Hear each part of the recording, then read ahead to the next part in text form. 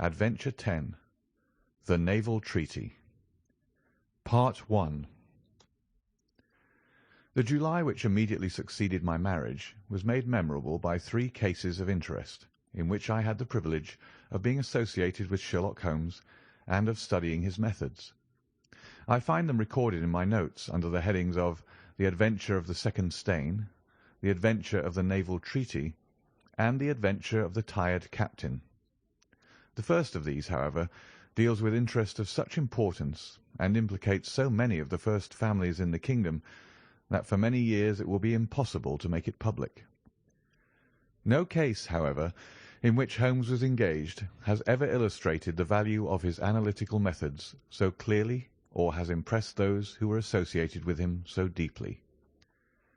I still retain an almost verbatim report of the interview in which he demonstrated the true facts of the case to Monsieur de Buch of the Paris police, and Fritz von Waldbaum, the well-known specialist of Danzig, both of whom had wasted their energies upon what proved to be side issues.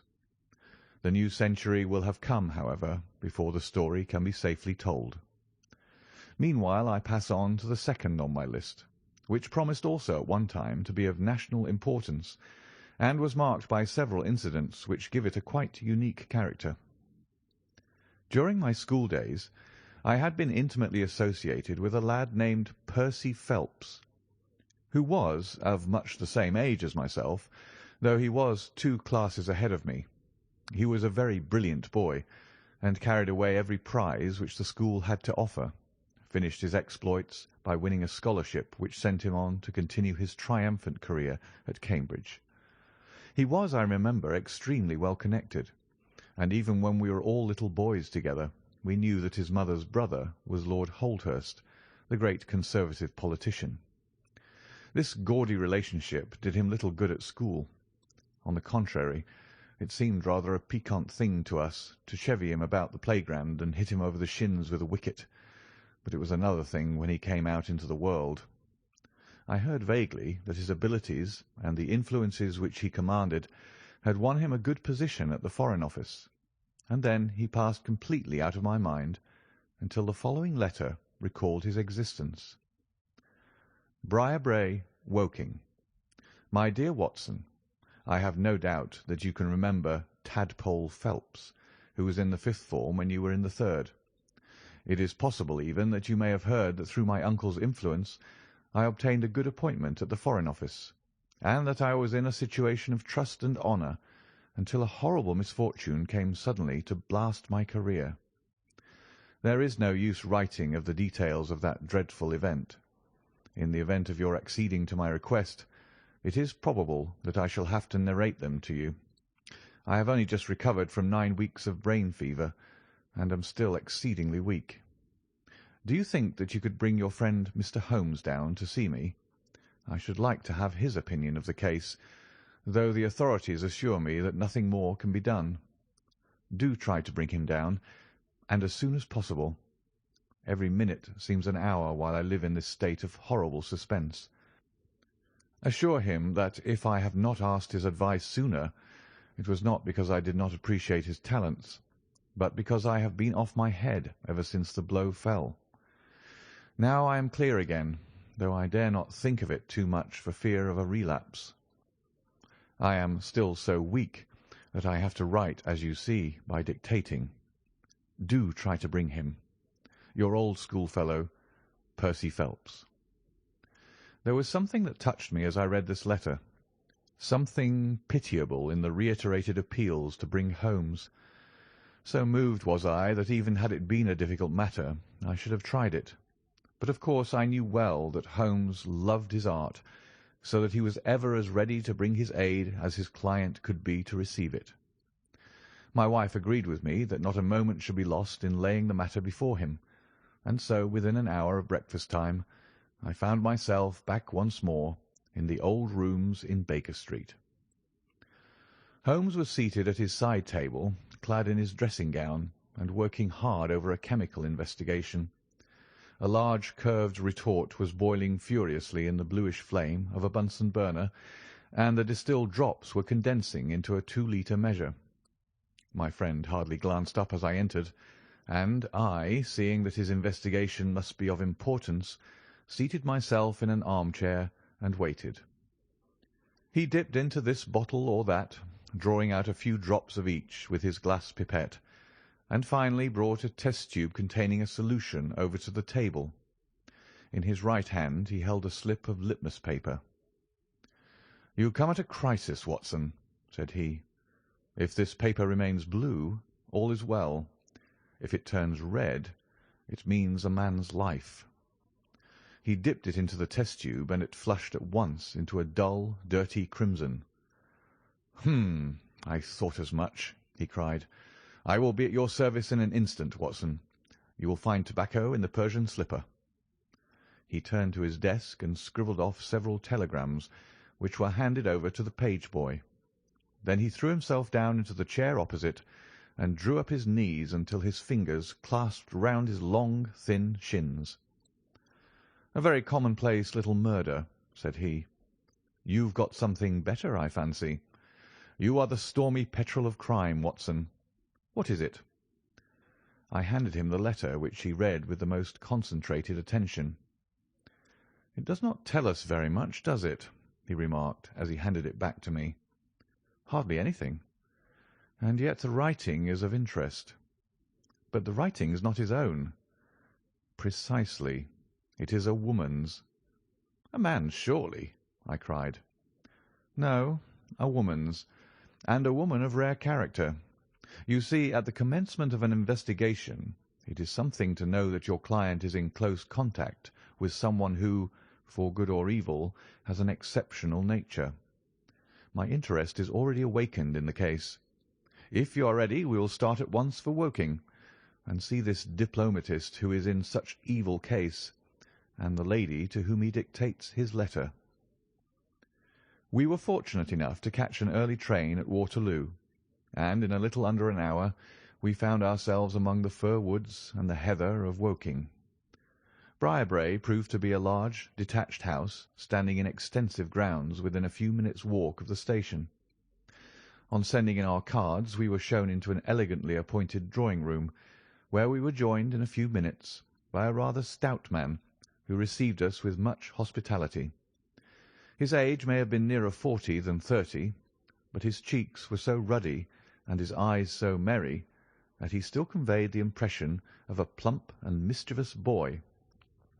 "I am so glad that you've come," said he, shaking our hands with effusion. "Percy has been inquiring for you all morning. Ah, poor old chap! He clings to any straw. His father and his mother asked me to see you, for the mere mention of the subject is very painful to them." "We have no details yet," observed Holmes. "I perceive that you are not yourself a member of the family." Our acquaintance looked surprised, and then, glancing down, he began to laugh. "Of course you saw the J.H. monogram on my locket," said he. "For a moment I thought you had done something clever. Joseph Harrison is my name, and as Percy is to marry my sister Annie, I shall at least be a relation by marriage. You will find my sister in his room, for she has nursed him hand and foot this 2 months back. Perhaps we'd better go in at once, for I know how impatient he is." The chamber in which we were shown was on the same floor as the drawing-room. It was furnished partly as a sitting and partly as a bedroom, with flowers arranged daintily in every nook and corner. A young man, very pale and worn, was lying upon a sofa near the open window, through which came the rich scent of the garden and the balmy summer air. A woman was sitting beside him, who rose as we entered. "Shall I leave, Percy?" she asked. He clutched her hand to detain her. "How are you, Watson?" said he cordially. "I should never have known you under that moustache, and I dare say you would not be prepared to swear to me. This, I presume, is your celebrated friend, Mr. Sherlock Holmes." I introduced him in a few words, and we both sat down. The stout young man had left us, but his sister still remained with her hand in that of the invalid. She was a striking-looking woman, a little short and thick for symmetry, but with a beautiful olive complexion, large, dark Italian eyes, and a wealth of deep black hair. Her rich tints made the white face of her companion the more worn and haggard by the contrast. "I won't waste your time," said he, raising himself upon the sofa. "I'll plunge into the matter without further preamble. I was a happy and successful man, Mr. Holmes, and on the eve of being married, when a sudden and dreadful misfortune wrecked all my prospects in life. I was, as Watson may have told you, in the Foreign Office, and through the influences of my uncle, Lord Holdhurst, I rose rapidly to a responsible position. When my uncle became Foreign Minister in this administration, he gave me several missions of trust, and as I always brought them to a successful conclusion, he came at last to have the utmost confidence in my ability and tact. Nearly 10 weeks ago, to be more accurate, on the 23rd of May, he called me into his private room, and after complimenting me on the good work which I had done, he informed me that he had a new commission of trust for me to execute. "This," said he, taking a grey roll of paper from his bureau, "is the original of that secret treaty between England and Italy, of which, I regret to say, some rumours have already got into the public press. It is of enormous importance that nothing further should leak out. The French or the Russian embassy would pay an immense sum to learn the contents of these papers. They should not leave my bureau, were it not that it is absolutely necessary to have them copied. You have a desk in your office?" "Yes, sir." "Then take the treaty and lock it up there. I shall give directions that you may remain behind when the others go, so that you may copy it at your leisure without fear of being overlooked. When you have finished, relock both the original and the draft in the desk, and hand them over to me personally tomorrow morning." I took the papers and— "Excuse me an instant," said Holmes. "Were you alone during this conversation?" "Absolutely." "In a large room?" 30 feet each way." "In the centre?" "Yes, about it." "And speaking low?" "My uncle's voice is always remarkably low. I hardly spoke at all." "Thank you," said Holmes, shutting his eyes. "Pray go on."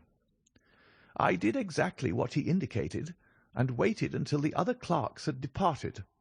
One of them in my room, Charles Gorrow, had some arrears of work to make up, so I left him there and went out to dine. When I returned he was gone.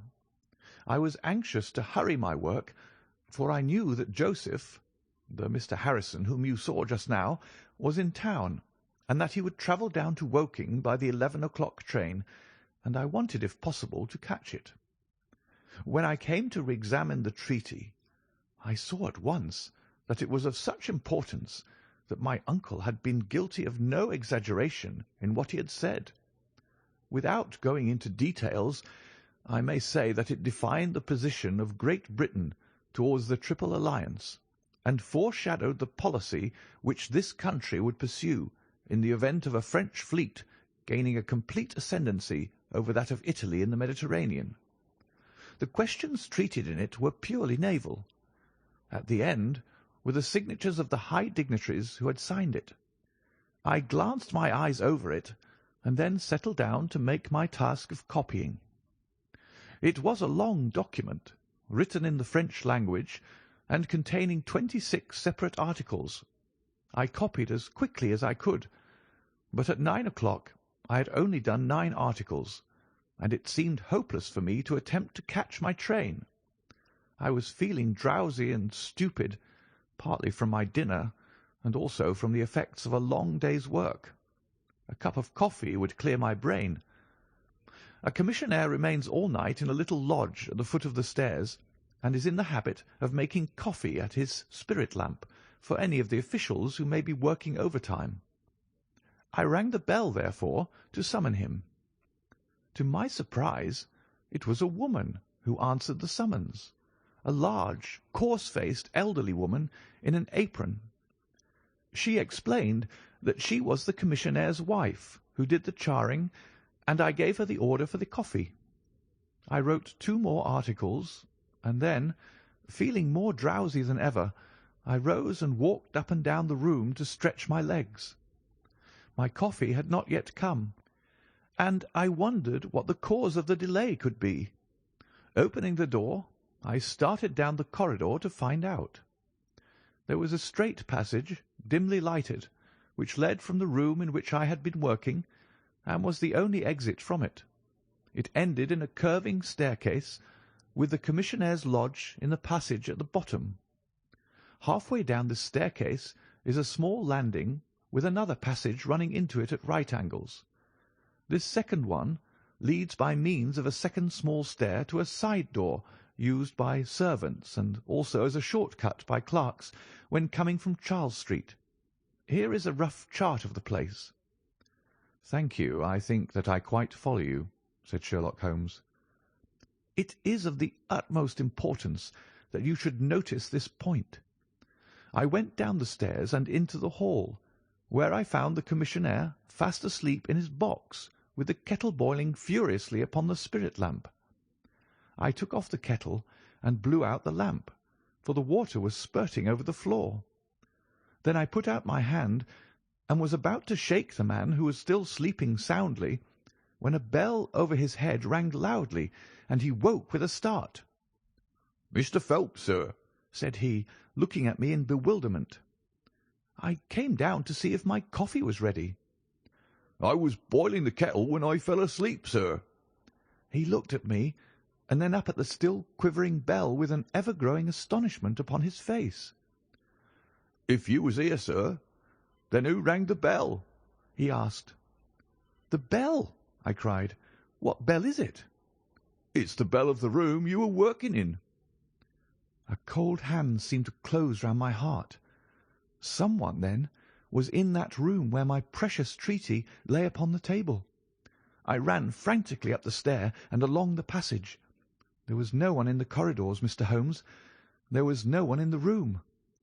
All was exactly as I left it, save only that the papers which had been committed to my care had been taken from the desk on which they lay. The copy was there, and the original was gone. Holmes sat up in his chair and rubbed his hands. I could see that the problem was entirely to his heart.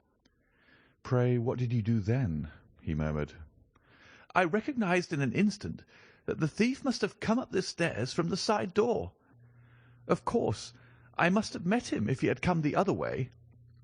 "You were satisfied that he could not have been concealed in the room all the time, or in the corridor which you have just described as dimly lighted?" "It is absolutely impossible. A rat could not conceal himself either in the room or the corridor. There is no cover at all." "Thank you. Pray proceed." "The commissionaire, seeing by my pale face that something was to be feared, had followed me upstairs. Now we both rushed along the corridor and down the steep steps which led to Charles Street. The door at the bottom was closed, but unlocked. We flung it open and rushed out. I can distinctly remember that as we did so there came 3 chimes from a neighbouring clock. It was 10:15. "That is of enormous importance," said Holmes, making a note upon his shirt cuff. "The night was very dark, and a thin, warm rain was falling. There was no one in Charles Street, but a great traffic was going on, as usual in Whitehall, at the extremity. We rushed along the pavement, bareheaded as we were, and at the far corner we found a policeman standing. "'A robbery has been committed,' I gasped. "'A document of immense value has been stolen from the Foreign Office. Has anyone passed this way?' "'I've been standing here for a quarter of an hour, sir,' said he. "'Only one person has passed during that time, a woman, tall and elderly, with a Paisley shawl.' "'Oh, that is only my wife,' cried the commissionaire. "'Has no one else passed?' "'No one.' "'Then it must be the other way that the thief took,' cried the fellow, tugging at my sleeve. But I was not satisfied, and the attempts which he made to draw me away increased my suspicions. "'Which way did the woman go?' I cried. "'I don't know, sir. I noticed her pass, but I had no special reason for watching her. She seemed to be in a hurry.' "'How long ago was it?' "'Oh, not very many minutes.' Within the last 5? Well, it could not be more than 5. You're only wasting your time, sir, and every minute now is of importance," cried the commissionaire. "Take my word for it, that my old woman has nothing to do with it, and come down to the other end of the street. Well, if you won't, I will." And with that he rushed off in the other direction. But I was after him in an instant and caught him by the sleeve. "Where do you live?" said I. 16 Ivy Lane, Brixton," he answered. "But don't let yourself be drawn away upon a false scent, Mr. Phelps. Come to the other end of the street, and let us see if we can hear of anything." Nothing was to be lost by following his advice. With the policeman we both hurried down, but only to find the street full of traffic, many people coming and going, but all only too eager to get to a place of safety upon so wet a night. There was no lounger who could tell us who had passed. Then we returned to the office and searched the stairs and the passage without result. The corridor which led to the room was laid down with a kind of creamy linoleum, which shows an impression very easily. We examined it very carefully, but found no outline of any footmark. Had it been raining all evening? Since about 7. How is it, then, that the woman who came into the room about 9 left no traces with her muddy boots? I am glad you raised that point. It occurred to me at the time. The charwomen are in the habit of taking off their boots at the commissionnaire's office and putting on list slippers. That is very clear. There were no marks, then, though the night was a wet one. The chain of events is certainly one of extraordinary interest. What did you do next? We examined the room also. There is no possibility of a secret door, and the windows are quite 30 feet from the ground. Both of them were fastened on the inside. The carpet prevents any possibility of a trapdoor, and the ceiling is of the ordinary whitewashed kind. I will pledge my life that whoever stole my papers could only have come through the door. How about the fireplace? They use none. There is a stove. The bell rope hangs from the wire just to the right of my desk. Whoever rang it must have come right up to the desk to do it. But why should any criminal wish to ring the bell? It is a most insoluble mystery. Certainly the incident was unusual. What were your next steps? You examined the room, I presume, to see if the intruder had left any traces, any cigar end, or dropped glove, or hairpin, or other trifle. There was nothing of the sort. No smell? Well, we never thought of that.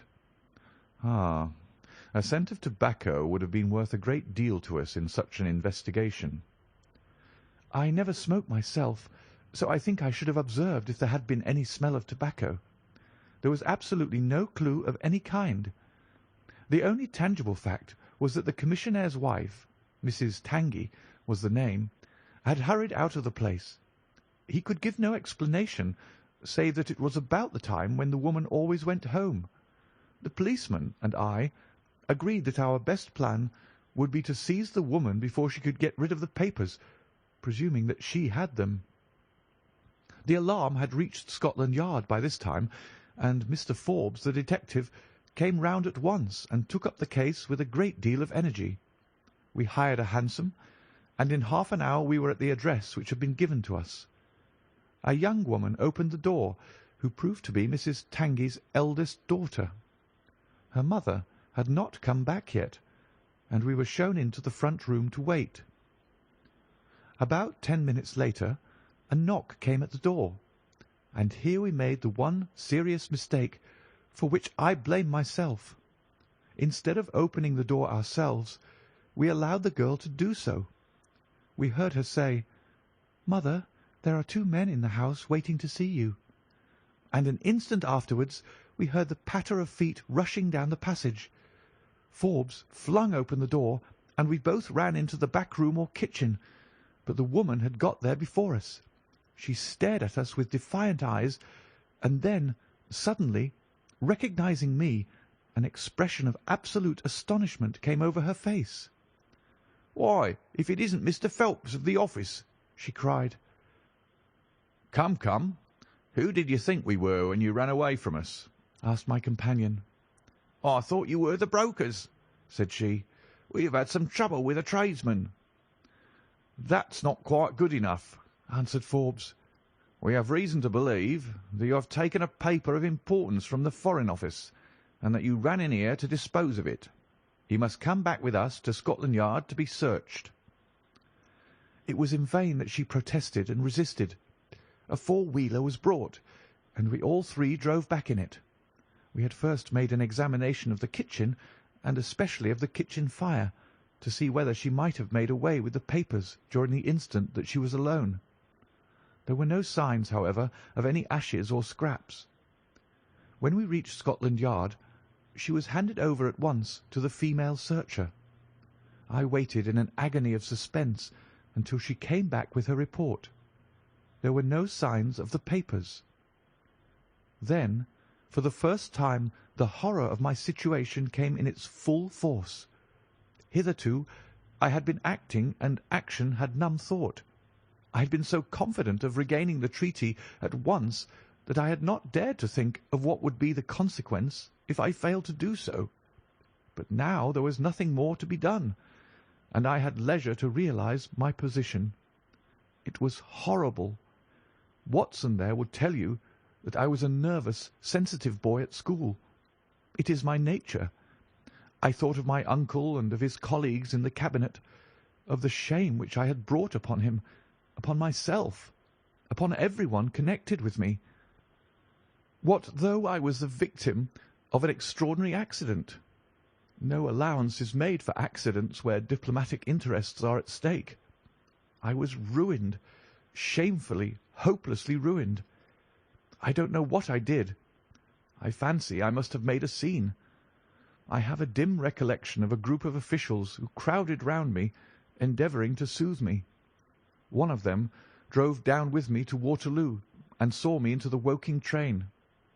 I believe that he would have come all the way, had it not been that Dr. Ferrier, who lives near me, was going down by that very train. The doctor most kindly took charge of me, and it was well he did so, for I had a fit in the station, and before we reached home I was practically a raving maniac. You can imagine the state of things here when they were roused from their beds by the doctor's ringing, and found me in this condition. Poor Annie here and my mother were broken-hearted. Dr. Ferrier had just heard enough from the detective at the station to be able to give an idea of what had happened, and his story did not mend matters. It was evident to all that I was in for a long illness. So Joseph was bundled out of this cheery bedroom, and it was turned into a sick room for me. Here I have lain, Mr. Holmes, for over 9 weeks, unconscious and raving with brain fever. If it had not been for Mrs. Harrison here, and for the doctor's care, I should not be speaking to you now. She has nursed me by day, and a hired nurse has looked after me by night, for in my mad fits I was capable of anything. Slowly my reason has cleared, but it is only during the last 3 days that my memory has quite returned. Sometimes I wish that it never had. The first thing that I did was to wire to Mr. Forbes, who had the case in hand. He came out and assures me that, though everything has been done, no trace of a clue has been discovered. The commissionaire and his wife have been examined in every way without any light being thrown upon the matter. The suspicions of the police then rested upon young Goro, who, as you may remember, stayed over time in the office that night. His remaining behind and his French name were really the only 2 points which could suggest suspicion, but as a matter of fact I did not begin work until he had gone, and his people are of Huguenot extraction, but as English in sympathy and tradition as you and I are. Nothing was found to implicate him in any way, and there the matter dropped. I turn to you, Mr. Holmes, as absolutely my last hope.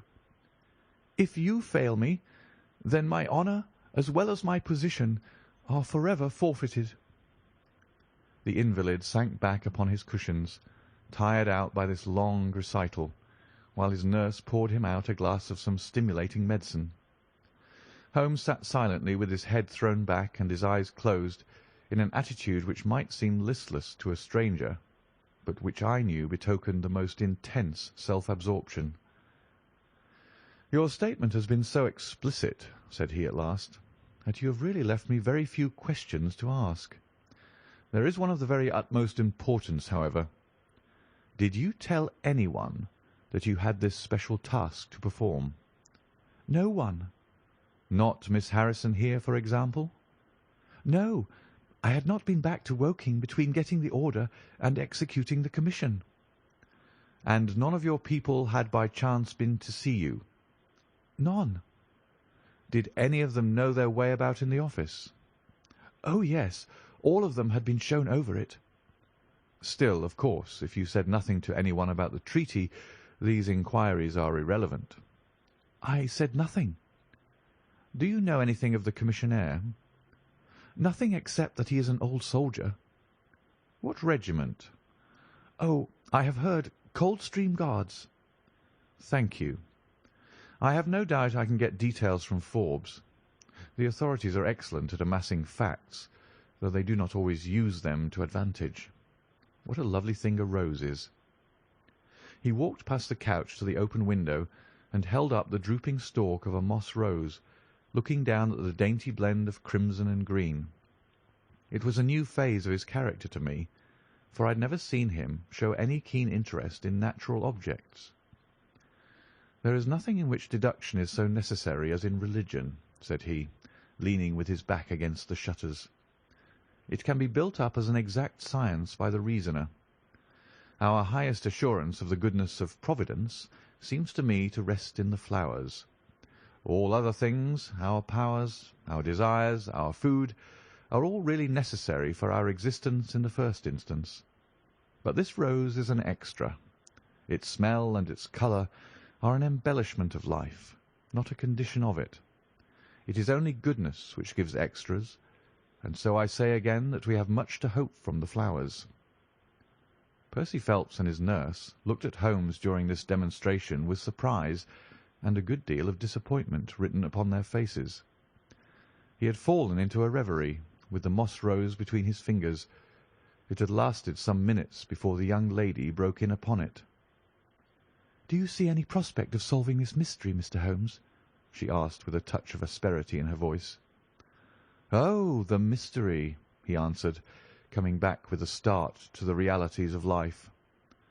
"Well, it would be absurd to deny that the case is a very abstruse and complicated one, but I can promise you that I will look into the matter and let you know any points which may strike me." "Do you see any clue?" "You have furnished me with 7. But of course I must test them before I can pronounce upon their value." "You suspect someone?" "I suspect myself." "What?" "Of coming to conclusions too rapidly." "Then go to London and test your conclusions." "Your advice is very excellent, Miss Harrison," said Holmes, rising. "I think, Watson, we cannot do better. Do not allow yourself to indulge in false hopes, Mr. Phelps. The affair is a very tangled one." "I shall be in a fever until I see you again," cried the diplomatist. "Well, I'll come out by the same train to-morrow, though it's more than likely that my report will be a negative one." "God bless you for promising to come," cried our client. "It gives me fresh life to know that something is being done. By the way, I have had a letter from Lord Holdhurst." "Ha! What did he say?" "He was cold, but not harsh. I dare say my severe illness prevented him from being that. He repeated that the matter was of the utmost importance, and added that no steps would be taken about my future, by which he means, of course, my dismissal, until my health was restored and I had an opportunity of repairing my misfortune." "Well, that was reasonable and considerate," said Holmes. "Come, Watson, for we have a good day's work before us in town." Mr. Joseph Harrison drove us down to the station, and we were soon whirling up in a Portsmouth train.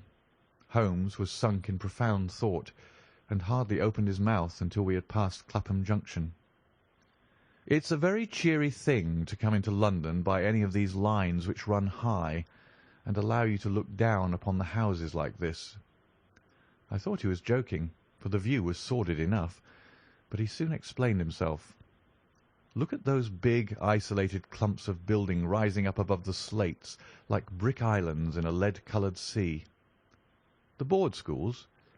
Lighthouses, my boy, beacons of the future, capsules with hundreds of bright little seeds in each, out of which will spring the wise, better England of the future. I suppose that man Phelps does not drink? I should not think so. Nor should I, but we are bound to take every possibility into account. The poor devil has certainly got himself into very deep water, and it's a question whether we shall ever be able to get him ashore. What did you think of Miss Harrison? A girl of strong character. Yes, but she is a good sort, or I'm mistaken. She and her brother are the only children of an ironmaster somewhere up Northumberland way. He got engaged to her when travelling last winter, and she came down to be introduced to his people with her brother as escort. Then came the smash, and she stayed on to nurse her lover, while brother Joseph, finding himself pretty snug, stayed on too. I've been making a few independent inquiries, you see, but today must be a day of inquiries. My practice, I began. Oh, if you find your own cases more interesting than mine, said Holmes with some asperity.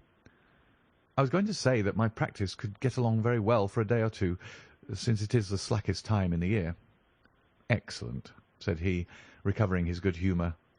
Then we'll look into this matter together. I think that we should begin by seeing Forbes. He can probably tell us all the details we want until we know from what side the case is to be approached. You said you had a clue?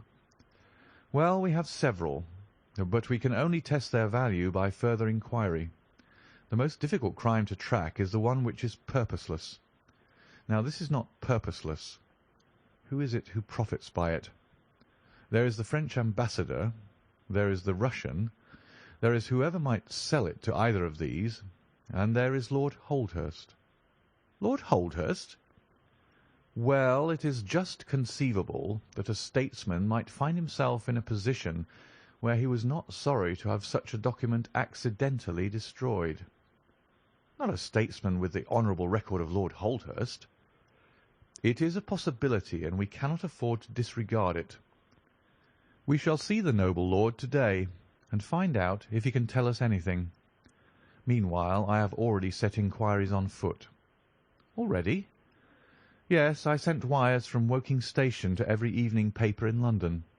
This advertisement will appear in each of them. He handed over a sheet torn from a notebook. On it was scribbled in pencil, £10 reward, the number of the cab which dropped a fare at or about the door of the Foreign Office in Charles Street at 9:45 in the evening of May 23rd. Apply 221B, Baker Street. You're confident that the thief came in a cab? If not, there is no harm done. But if Mr. Phelps is correct in stating that there is no hiding place, either in the room or the corridors, then the person must have come from outside. If he came from outside on so wet a night, and yet left no trace of damp upon the linoleum, which was examined within a few minutes of his passing, then it is exceeding probable that he came in a cab. Yes, I think that we may safely deduce a cab. It sounds plausible. That is one of the clues of which I spoke. It may lead us to something. And then, of course, there is the bell, which is the most distinctive feature of the case. Why should the bell ring? Was it the thief who did it out of bravado? Or was it someone who was with the thief who did it in order to prevent the crime? Or was it an accident? Or was it— He sank back into the state of intense and silent thought from which he had emerged, but it seemed to me, accustomed as I was to his every mood, that some new possibility had dawned suddenly upon him. End of Part 1 of the Naval Treaty.